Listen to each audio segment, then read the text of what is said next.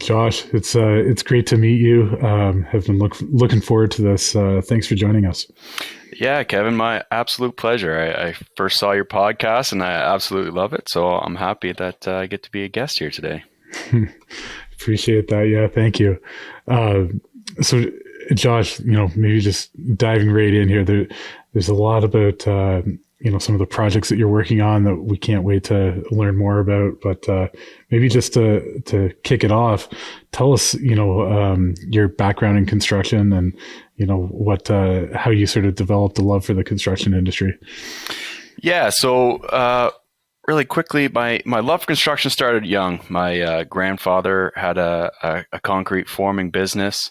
And my father kind of worked in that business for a lot of years. So at a very young age, I was on a construction site. And it's really all I ever knew all through high school into university.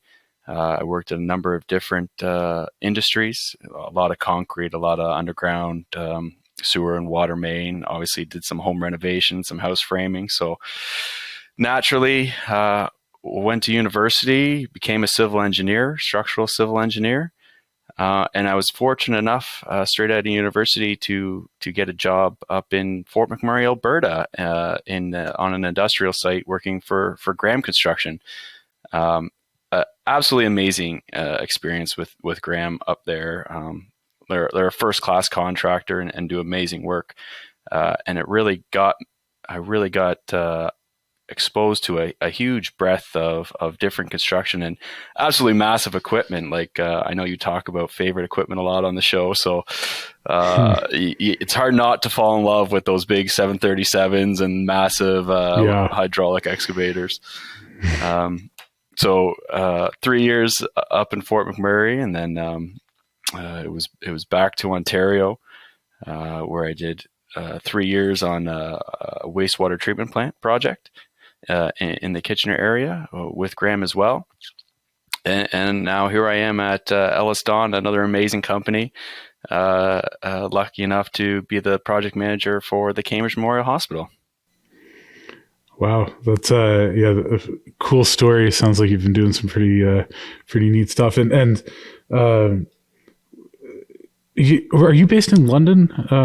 Is that where you're coming from? Yeah, currently. So the London office, or EllisDon's office in London, kind of takes care of the southwestern Ontario region. So the project I'm on right now is in Cambridge, but out of the London office. Cool. So did you go to school at Western? No, I did not go to Western. A lot of friends of mine went to Western. I was born and raised just outside of London, so Western is near and dear to my heart. But no, I went to University of Windsor is where I graduated. Oh, okay. All right. Oh, yeah. I went to Fanshawe. I thought we were going to have a long chat about the local establishments around. I did do a year at Fanshawe. I did do 1 year of civil engineering tech when I was there before I went to university. Yeah. So nice. So tell me, you've worked in framing, home renovations, water mains, mining, now industrial construction. Do you have a favorite?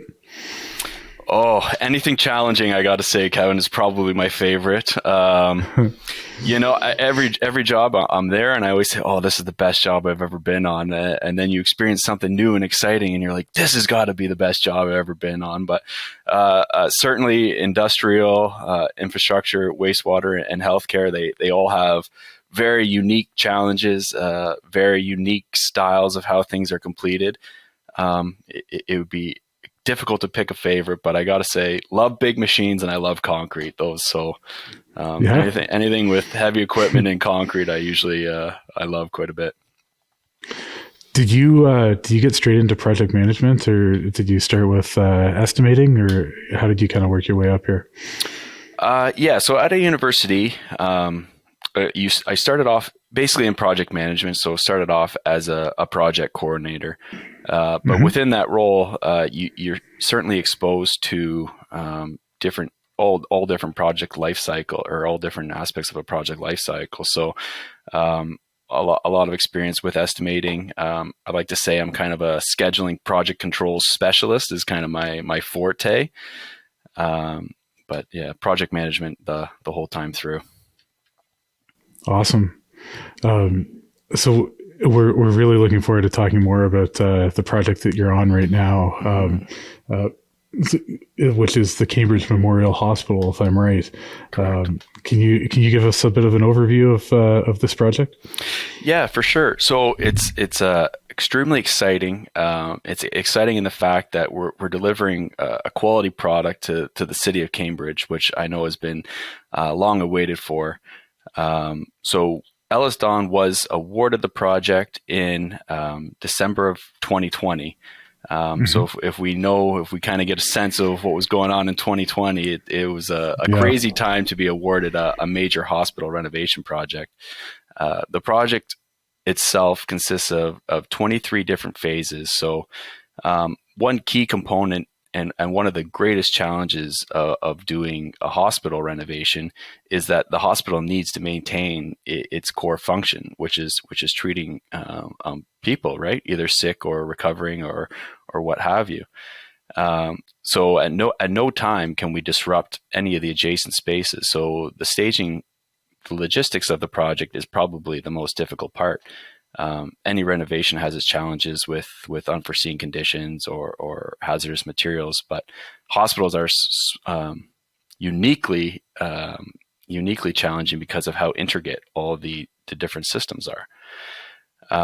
So again, coming back to a kind of a high level of what the project is, it's 24 phases. Essentially, we would take over a department at a time. We identify any of the services that we're able to remove, any of the services that need to maintain core function. A lot of times we're restricted between our working hours because there may be operating rooms or children being born in a space immediately adjacent to our working. So a lot of those considerations will play into how we determine our resource allocation and when and how we can get people into the space. So once utilities are identified, we start the demolition process. And that always brings up a number of challenges, whether it's hazardous materials which we weren't aware of, or beam locations aren't where they're being supposed to be, or a completely different construction methodology that wasn't shown on the 1930 plans that we were given. So we complete the demolition. And then it goes straight into fit out. So that'll be your typical ICI type of fit out. Everything is rated 2 hours, so all steel stud and fire rated materials. And then it's commissioning. The hospital moves in, and we hop on to the next phase. And currently on this project, 24 phases. It runs in 3 streams.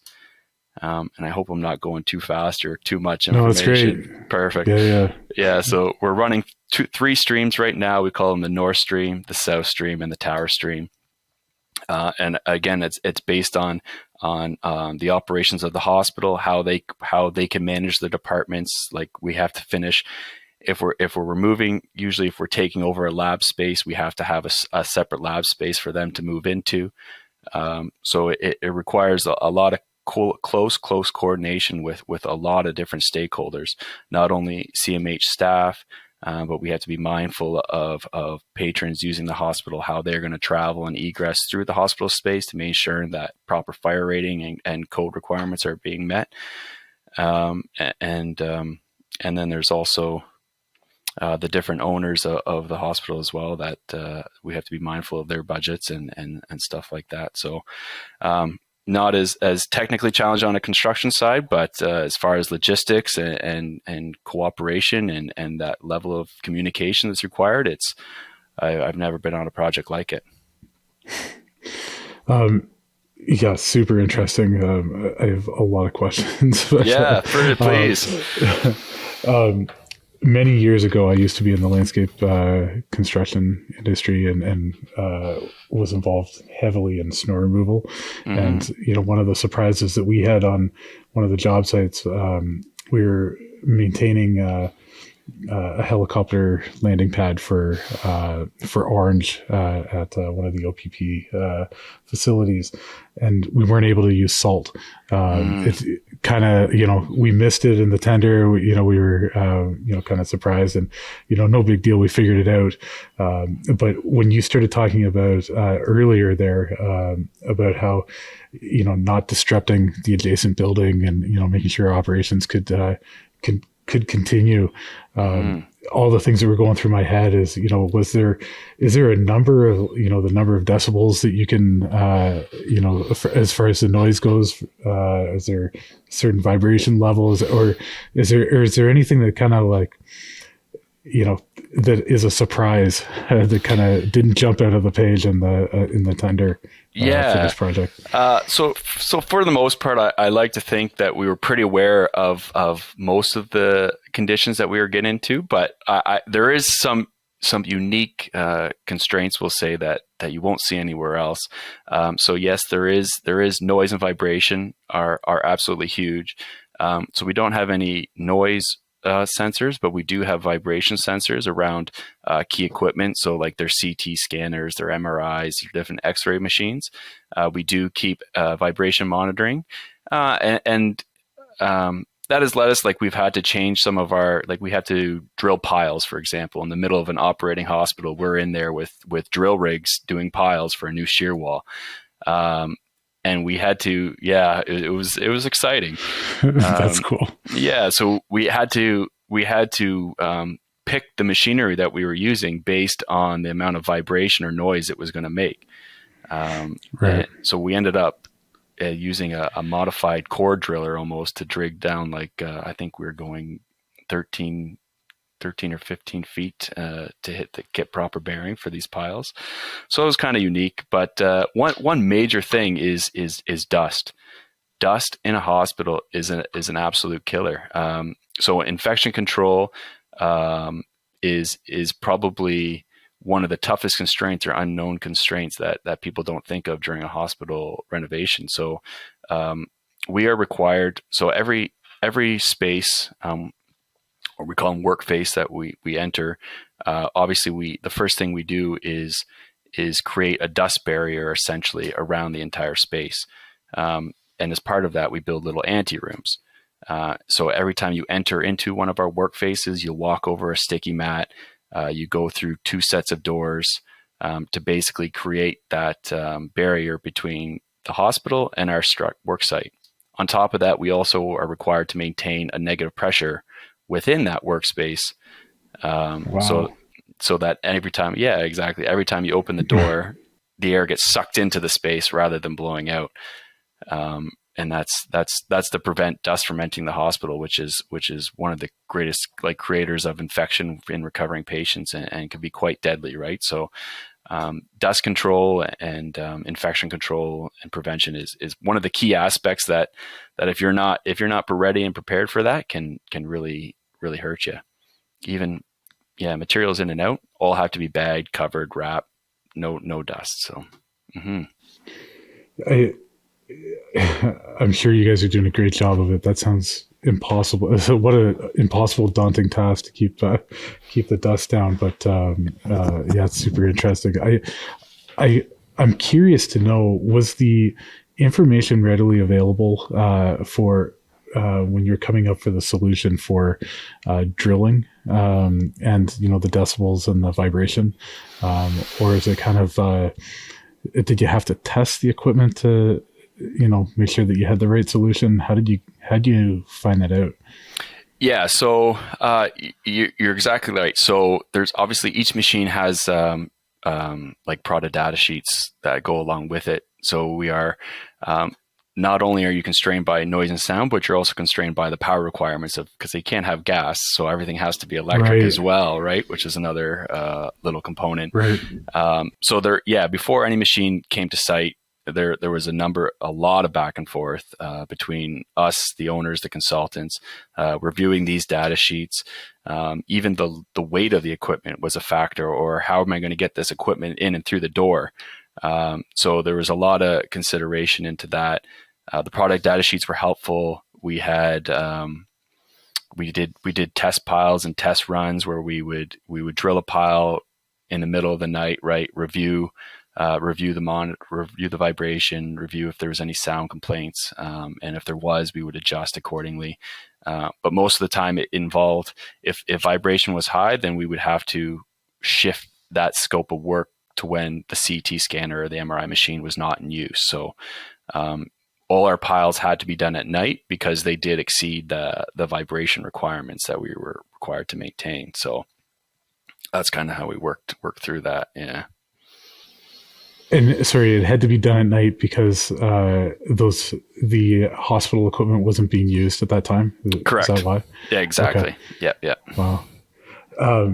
Yeah, what an interesting and frankly fun problem to solve. I feel like that just sounds really fun to dig into and find the right piece of equipment and just the size. Trying to find something that can fit through the doors. That's right. Sounds Yeah. pretty cool. Yeah. Nice. How has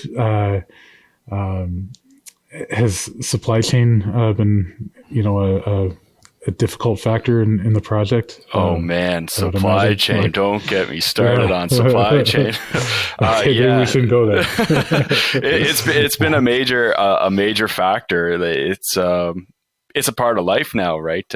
You can't start a job without first identifying how long. We got certain items, things like wood doors. Wood doors, something you're like, oh, wood's readily available. 12-month lead time on wood doors for this project. Wow. We had glass, lead lined glass that was supposed to come from Korea. It got lost in a sea can on the way from Korea. So that was another hurdle to jump through. But yeah, it's lead times is anytime we get a scope of work, first thing we do are what are the lead times, because that'll dictate if the project's going to be on schedule or off schedule. It's not so much can we get the work done, it's when will the material arrive. It's huge. Right. It has improved lately, but bad. Yeah, it's improving, but from what I hear, I think you said you started in 2020, so the supply chain issues, during the bidding process and the original planning process probably weren't there, and a few surprises and challenges in coming years, I guess. Yeah, absolutely. Like the stuff we ordered within the first few months of the job is just arriving now, right? By the time it gets through the reviews and the fabrication and then the delivery, yeah. So. Yeah, I don't envy that part of the job. That's something I've never had to work through. Sounds difficult. What do you think is the most challenging part of the project, or just in general working at a hospital? Yeah, so I will start off by saying that the team we have at this project, I'm grateful every day for the team we have, both at EllisDon, but most importantly, like the stakeholders, the owners, the client reps, and the consultants. Like it's very unique that 2 years into a job, everyone is still working along really well, and we're all friends. But this is one of those rare opportunities where we've really been able to maintain that relationship, and that kind of leads. What is the most difficult part of this project? It's logistics, hands down. It's coordinating. We have to remember this project. The Cambridge Hospital was originally designed in 2015. So here we are, a pandemic later, and we're finally constructing this thing. So the things they thought were important 8 years ago have now shifted. So a lot of the design is being modernized as we move through this project to bring it up to modern standards. So not only are we dealing with the logistics of coordinating with the hospital, but then we have designs that are continuously evolving as we move through the cycle, which has just been so challenging to manage. But luckily we have such a great team that we all understand. Like this is a tough project, but we have to get through this together. And so far, it's been a success. That's really interesting to hear about the designs changing throughout the project. Is that, can we dig in a little more there? Is that, just want to make sure I heard you correctly. Is that due to, the ability to find, materials, or is it just because there's new technologies that have come out and new opportunity to build in the project? What's the biggest driving factor for changing design? Yeah, there's a lot of factors. So for sure, like I said, the project first started, it was designed in 2015.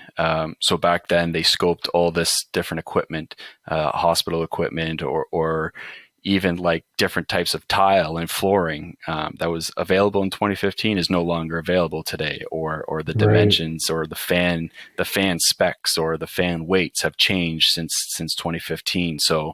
Um, so as we move through the shop drawing process, you really have to review things. I'll use, we have a few large air handlers that we're putting on the roof of the building in 2015, and I'm kind of guessing at the numbers here a bit. These units weighed 10,000 pounds, but Hmm. fast forward to 2022 or 2023, now these units weigh 15,000 pounds. The same CFM, but because of different code changes and changes in technology, the units are 50% heavier. Well, that changes the steel size that we need to support these fans. And now that we've changed the steel size, well, now they may interfere with different patient lifts that we need to install in the ceiling, or the ductwork that we need to install in the ceiling. So now we're revising that. So it's kind of like just this ripple effect that is created. And then there's, as well as the pandemic, you can't ignore the effect that the pandemic has had on how hospitals need to serve their communities. So whereas recovery space may have been important in 2015, now more beds is important. So it's really been evolving, both with the change in materials and products, but as well as the needs of the community. Interesting. It it sounds like an incredible amount of work. Is what's the size of the team that's working on the logistics for this project? Surely it's not yourself. There's got to be a whole whole team of people working on procurement and logistics and project management. Yeah, for sure. Yes, absolutely. If it was just me, I don't think I'd have any hair left on my head. But no, there's certainly a whole team. So there is my on the, so there's the PM side, and then there's also the field side. So the superintendent or the field staff. So on the PM side is myself and two coordinators. We also have a commissioning agent, and then an M&E manager as well, who just deals with the mechanical and electrical. On the field side, there we have a senior superintendent, a superintendent, and then two assistant supers under that. But then, and that's just the EllisDon staff. But as we branch down into the various sub trades, the level of coordination and it grows exponentially. I should say it's a real community that comes into building this thing. Good point. I guess I should have been thinking of, but I wasn't thinking of all the sub trades and the additional workforce required there. Um, so having been in this field for some time now, and working through complex projects like this, do you have any like tips or best practices for small, medium, large companies when it comes to estimating and project management? Yeah, for sure. So lots of tips. I don't know if there's enough time here, but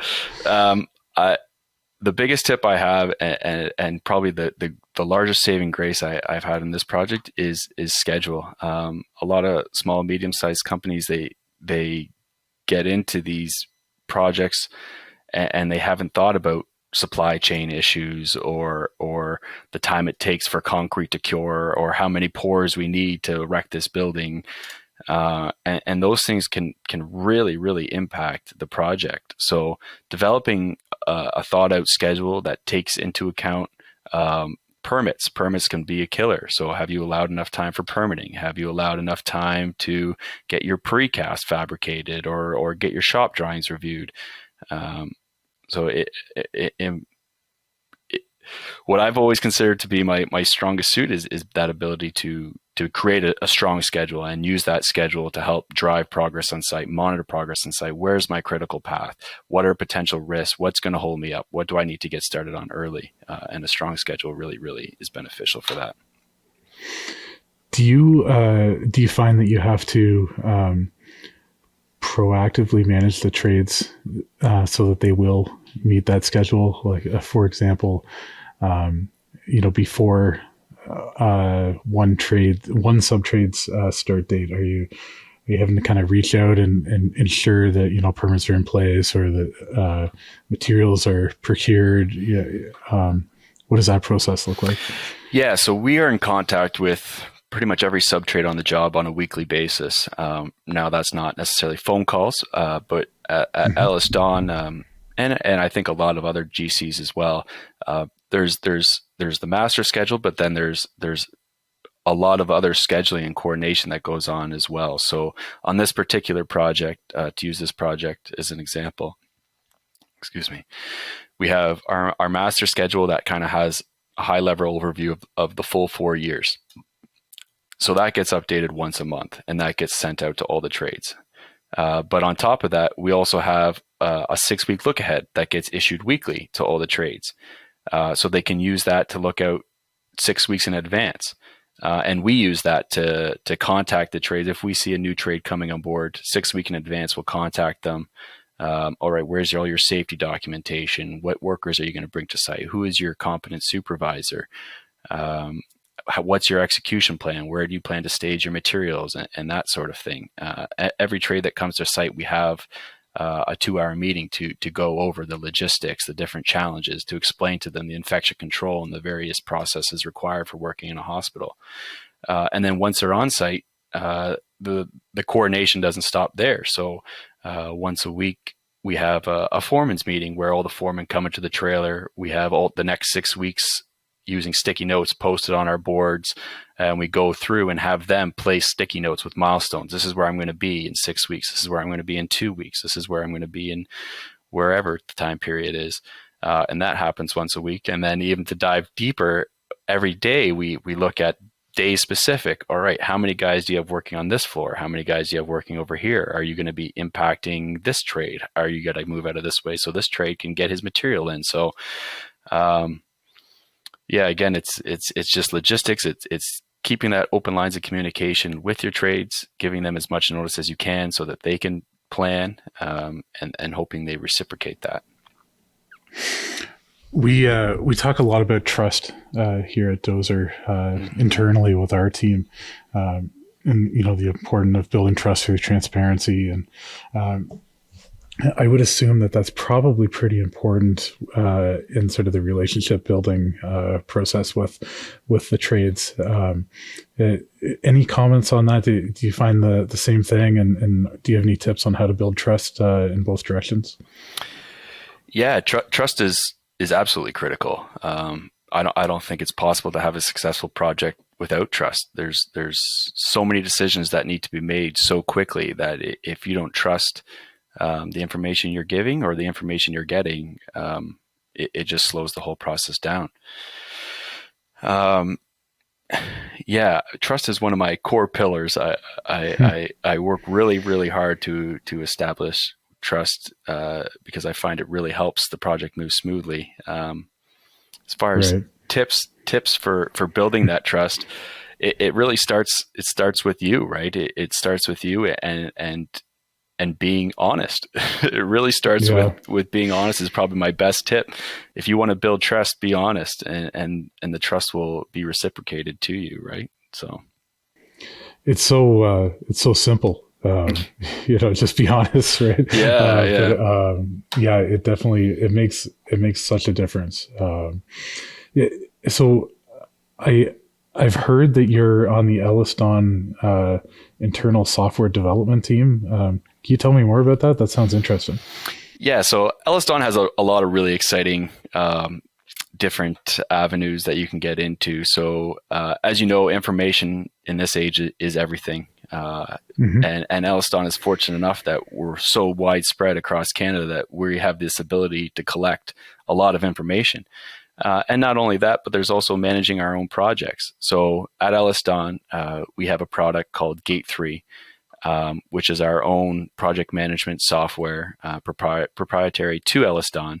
And we use that software to manage all our projects. So it's really great. So as far as cost management, change management, scheduling, forecasting, RFIs, shop drawings, it all gets collected and stored within this Gate 3 software.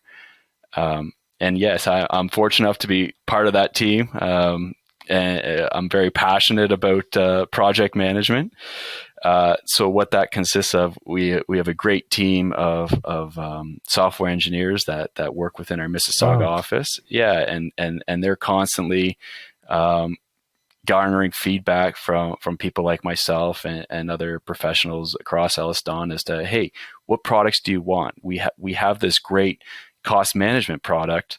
How can we change it to make it better? What information are you looking for? What information would you like to have, or do you see value in? So we work together, and we sit in on panels, and sometimes we have lunch together, and really work to,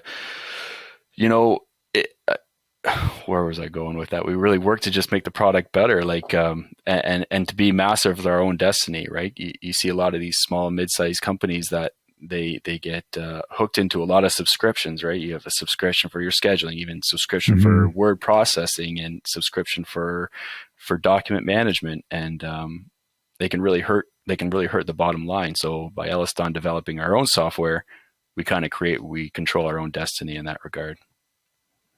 That's so interesting. Building software is not easy. No. So congratulations for being able to pull it off. I mean, that we know a lot about building software, and I can imagine some of those meetings that you're sitting in. I mean, pretty fun problem solving for sure, but that's right. There's always kind of a limited number of resources and a whole lot of things that you'd like to have on the roadmap. So it sounds like a pretty fun combination. It actually kind of sounds like you're going through a similar experience of myself, coming from construction, but getting involved in tech. I think that's really really cool. Yeah, I'm not a super tech savvy guy, but they have a way of making it so I can understand. So I like that. Great.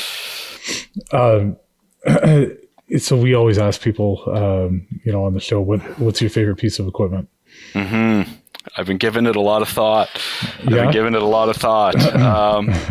I got to say, everyone loves the skid steer. It seems to be a fan favorite on the show. So I wanted to go a little different than the skid steer. I'm a big skid steer fan too.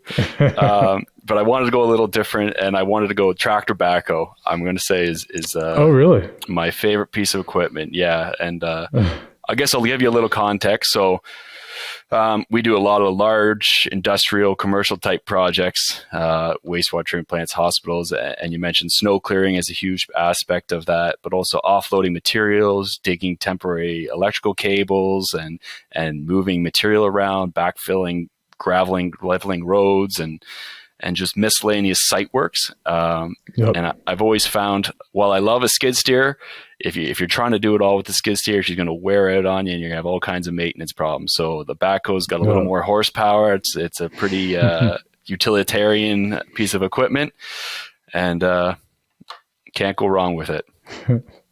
I like to call it the Swiss Army knife of construction equiment. That's right. Just a little bit of everything, right? Yeah, that's exactly it. Yeah, my first piece of equipment was a Cat 420 IT four-wheel drive backhoe. Oh, nice. I definitely have a soft spot as well. Yeah, right on. Yeah. Cool.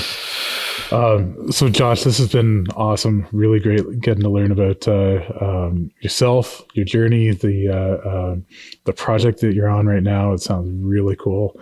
I just wanted to say thanks again for joining us on the show. Is there a way for our listeners to be able to find you afterwards or get in touch? Yeah, for sure. So you can check out my LinkedIn page. Josh Van Eyk is the name. I do have an Instagram page, Odd Job Josh, which I will shamelessly promote here on your show. It's nice. Mostly just for fun, a lot of backyard projects and small DIY jobs, but I try to make it entertaining for the viewers. But so yeah, feel free to give her a check out. Awesome. Yeah, thanks, Josh. That's really great. It's been really great chatting with you. So thanks for taking the time to speak with us today. Yeah, same here, Kevin. I really appreciate you having me on the show. Nice. Thanks.